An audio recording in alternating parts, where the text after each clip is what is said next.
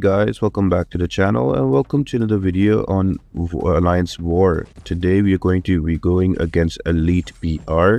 Now before I jump to that, let's quickly look at the season stats that I've compiled together. So up till now I've been assigned a total of 19 fights and I've not given any death, out of which 12 of those are going to be path fights and the rest of the 7 are going to be your mini bosses.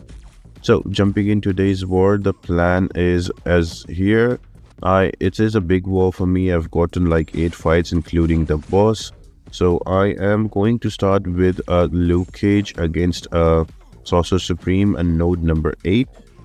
And then I have to go up and take out Hulk on 17 with Joe Fixit. Ironheart takes out Dani Moonstar on 19. And there is a couple of fights for Joe Fixit after on 28.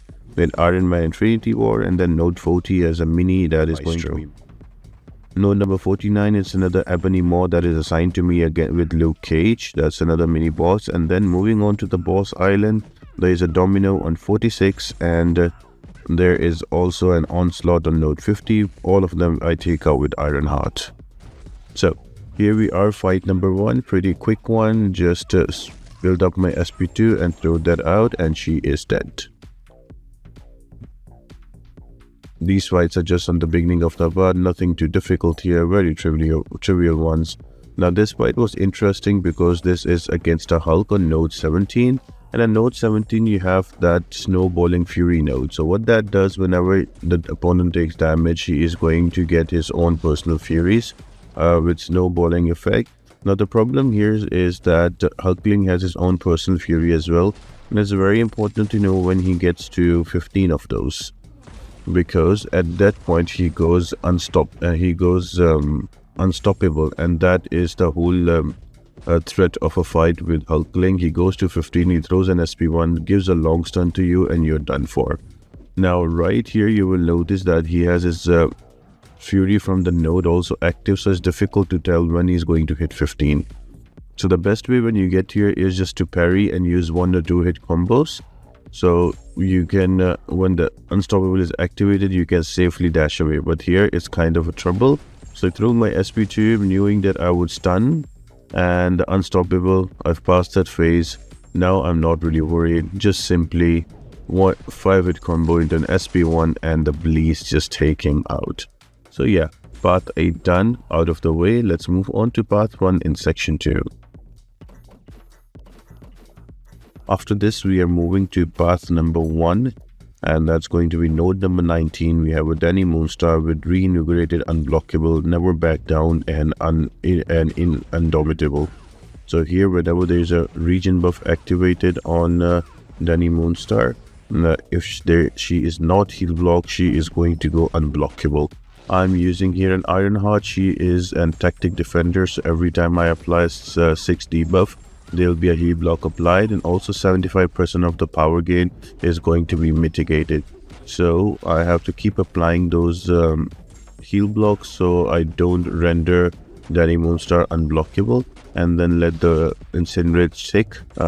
Just throwing my SP1s out there so I can pause those incinerates and they can do damage over time and kill off Dani Moonstar. All in all, a pretty quick and easy fight for Dani Moonstar right here. And there she goes.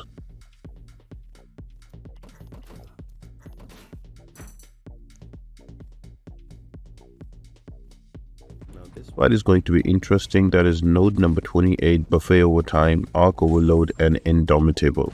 So whenever you will trigger a buff on yourself, it's nullified, and there is a region that is that goes on to the defender. And also there's arc overloads every 15 seconds. The defender also gains 25% armor up and a region buff. But if you apply enough debuffs, you are going to heal block them with indomitable. And also the tactic works for you as well, because if you apply 6 of those debuffs, they are converted into a heal block and also reduction in power gain. So we're gonna use that mechanic. I am using Luke Cage with Captor Mega Relic, and I am just gonna save my SP3.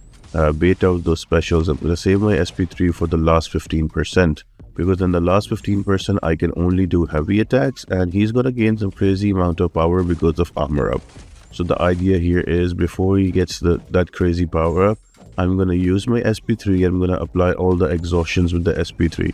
With exhaustion overload, his power gain will be reversed and I should be able to use my heavy attacks, and in the meanwhile his armor cooldowns will go away too. So the surge of power he gets at 15 will not be at 15% health will not be there, and Luke Gage SP3 with all of those exhaustions can mitigate. So you're almost there. I just used a heavy attack and here I am throwing my SP3 so I can apply those extra exhaustions. So instead of gaining power, the Ironman IW is going to lose it. So at 7% health, look at that power just reducing down because I have 7 exhaustions on him through an SP1 also. Now he does not have any power, nothing to worry about, just reparry and a heavy attack and he is out.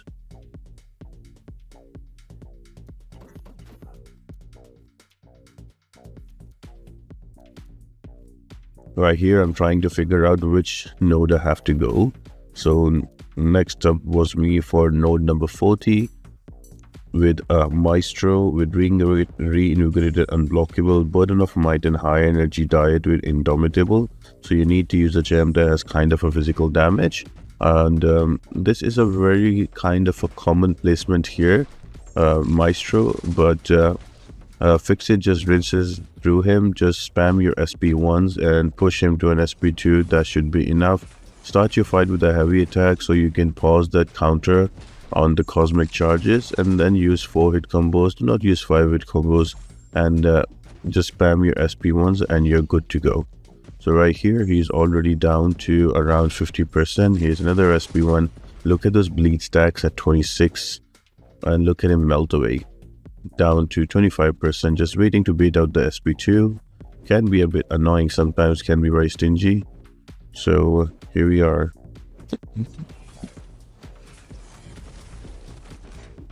14%. Going a bit passive here, but that's okay. All I need to do is to get to an SP1 and that should apply enough bleeds. With the heal block I don't need to worry about the tactic, and we are able to bring him down quite comfortably in the end. 5 fights down. Now number 6 is going to be an Ebony Maw on node 45. It's going to be Hazard Shift, Shock and Bleed, Conflictor and Crumbling Armor. So if I don't attack the opponent, I'll get an armor break on me, which kind of helps me because I have willpower running. There's also Conflictor, so every 7 seconds the next debuff I activate on the opponent, I am going to give him power. I am running Resonate though for the weakness, so that might be a bit of a problem because I need all of those debuffs. But even if I'm not running, I apply exhaustions anyway. So if I have enough exhaustions, that power gain is reversed. So right now I have 6 of them, so I don't need to worry about it. And there's also Hazard Shift, Shock and Bleed, so I can only attack during the bleed phase. So kind of back and forth fight. I have to make sure I keep knocking him down so I can break his concentration focus, so I don't get that I don't get missed and take that degen damage. So you just have to keep knocking him down, and the power gain is controlled by your exhaustions. And yeah, pretty straightforward fight. I think I get a little bit of degen here, or maybe I was at the start of the fight. Now I'm trying to bait out the SP2 so I can kind of get back in and kill him off, but he's being very stingy, so I threw a heavy attack there. I'm also thinking that there is 15 of those charges ready for the tactic, but in the end I'm like, you know what, screw it, I'll just kill him off. I have a striker and everything ready. I'll throw a special and we're done.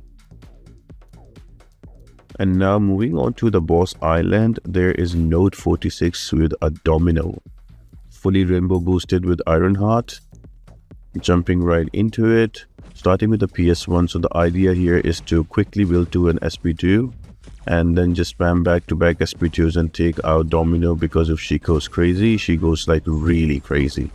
So here we are. I just use my SP1 so I can pause all of those debuffs, and we'll apply a few more debuffs before we get into throwing the SP2.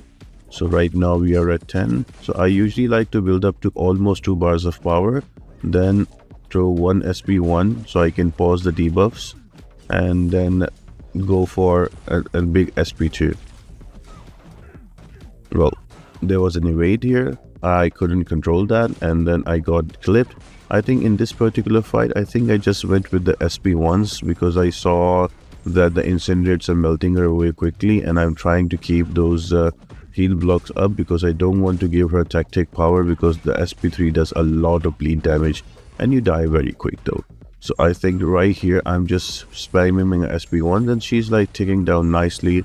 I have 23 of those incinerates, so yeah, all is good. 25 now, and there we have it. Just before you know it, Domino is almost out.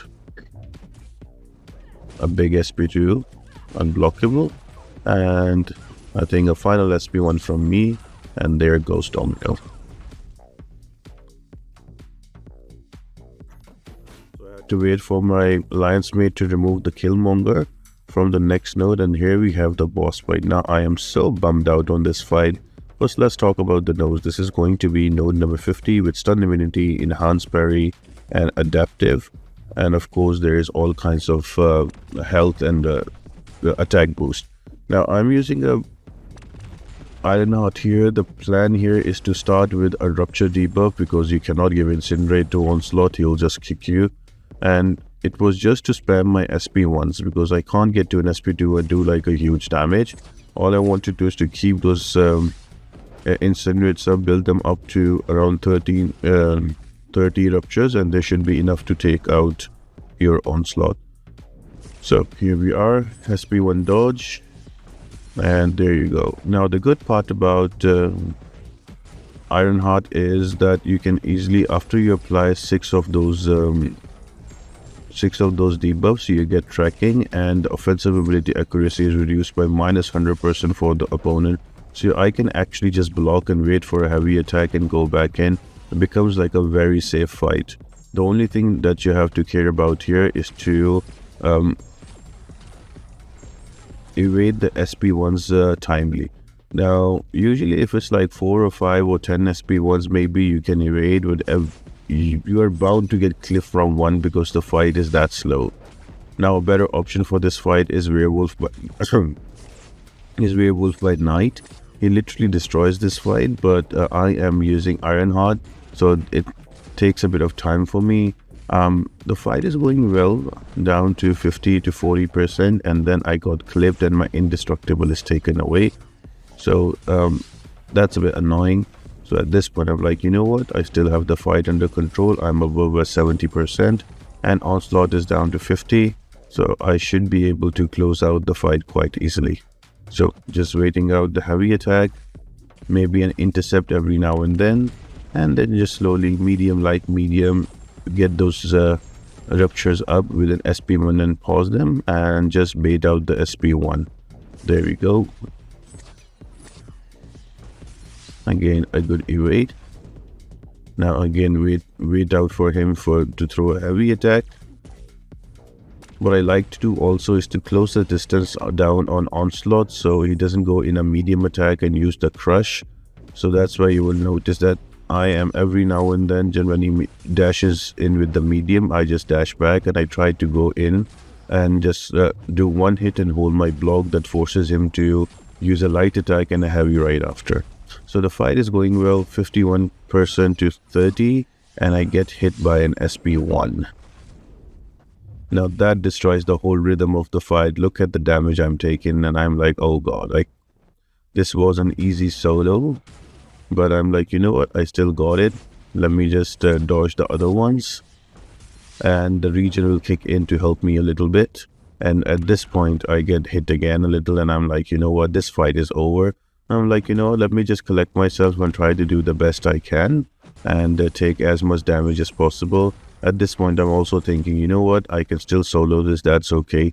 But the problem is I'm still ticking from the Neuroshock and I'm still taking damage. So that is annoying. Because of that, I'm not able to kill him off 100%. I think I died at 9% health on Onslaught, and I was really bummed out about that. But thank you for joining in for this video, and I'll see you on the next war video. Bye.